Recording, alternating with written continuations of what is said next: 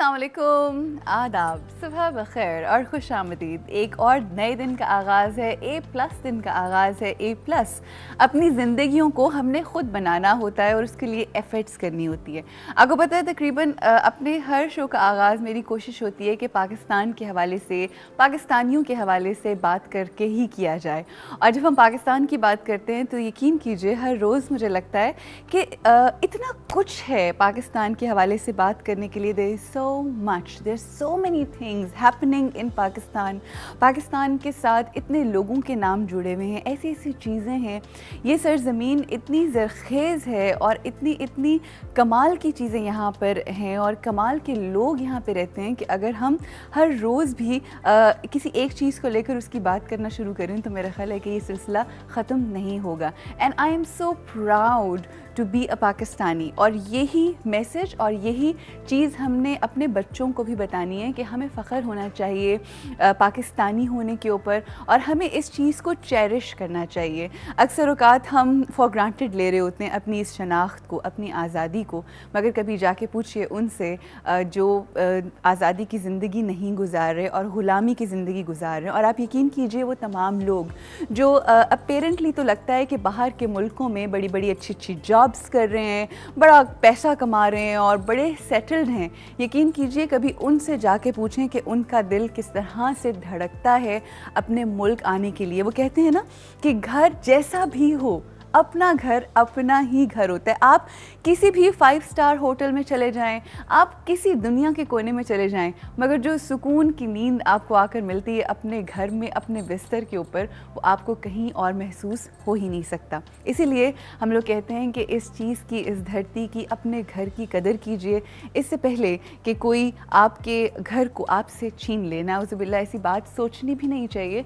मगर आजकल के जो हालात हैं और हम सब ये जानते हैं कि पाकिस्तान की नज़रें जो हैं, पाकिस्तान पे बहुत सारे लोगों की नज़रें होती हैं और तभी बारहा पाकिस्तान को नज़र लग भी जाती है। तो आप लोगों से बस ये गुजारिश है कि शुक्रगुजारी कीजिए, अल्लाह का बारहा शुक्र अदा कीजिए कि उसने हमें ये शनाख्त दी है। जैसे कि मैंने आपसे कहा कि इतना कुछ है सेलिब्रेट करने के लिए।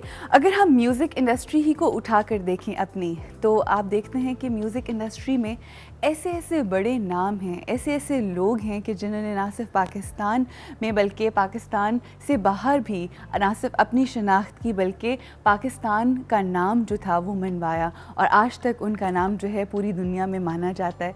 उसमें एक ऐसा नाम जो कभी सारी ज़िंदगी किसी को भी नहीं भूल पाएगा, हमारी इस सदी का एक ऐसा नाम जो कि अपनी मिसाल आप हैं, बहुत ही बेमिसाल मलकाए तरन्नुम नूर जहाँ, कि जिनके गाए हुए गाने कभी मोटिवेशन देते हैं तो कभी आपकी आँखों को नम करते हैं, कभी आपको खुशी का एहसास दिलाते हैं तो कभी ऐसी मोहब्बत के रंग हर तरफ बिखेर देते हैं। ये भी एक मैजिक होता है मौसीकी की जब हम बात करते हैं। उसके बाद एक ऐसा नाम जब हमारे साथ नहीं है मगर ना सिर्फ पाकिस्तान में बल्कि जहाँ जहाँ उनका नाम लिया जाता है लोग उनके अल्फाज को समझ सकें या ना समझ सकें, मगर उनके अंदाज़ को और वो जो कैफ़ियत तारी होती थी या वो जो वजद तारी होता था वो आज तक लोगों के दिलों में है। जी वो नाम है उस्ताद नुसरत फ़तेह अली ख़ान साहब का। आज भी उनके गाने हमारे कानों में जब सुनाई देते हैं तो एक मुख्तलिफ़ दुनिया के अंदर हमें ले जाते हैं। इसके बाद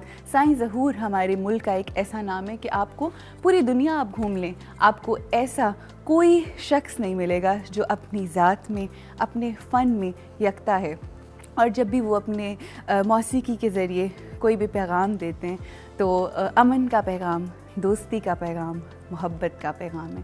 तो आई थिंक ये ऐसी चीज़ें हैं कि हम लोग और ये ऐसी शख्सियात हैं, ये ऐसे लोग हैं जिनको चेरिश करना बहुत ज़रूरी है। सिर्फ़ ये सोचना कि हमारे पास ये नहीं है, हमारे पास वो नहीं है, या बहुत सारी चीज़ों के बारे में कंप्लेन करते रहना, आई थिंक उसको छोड़ के हमें ये देखना है कि हमारे पास क्या है।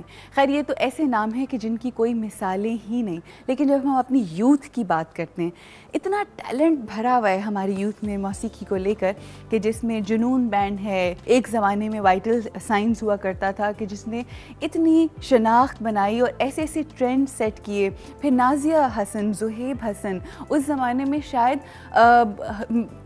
मतलब कोई सोच भी नहीं सकता था कि जिस तरह के गाने, जिस तरह का म्यूज़िक कंपोज हुआ और जिस तरह के ख़ास तौर पे वीडियोस बने। She was such a modern woman, one of her own kind, जिनको आज भी हम मिस करते हैं। मगर बस कोशिश ये करनी चाहिए कि जब आपके पास कोई ऐसा टैलेंट हो तो उसको जब वो चला जाए तब उसकी कदर ना की जाए, बल्कि जब आपके पास हो तो उसकी कदर की जाए, ताकि फ़ायदा भी हम उठा सकें और उसको चेरिश कर सकें। तो जब हम मौसीकी के हवाले से बात करते हैं तो ये वो नाम रहे हैं। और अब भी आज अगर आप अपनी पॉप म्यूज़िक इंडस्ट्री उठा कर देखें तो आप ज़ाहिर है हमारा कंपैरिजन अक्सर औक़ात जब हम बात करते हैं मीडिया के हवाले से तो हम अक्सर कंपेयर कर रहे होते हैं इंडियन मीडिया के साथ, बॉलीवुड के साथ।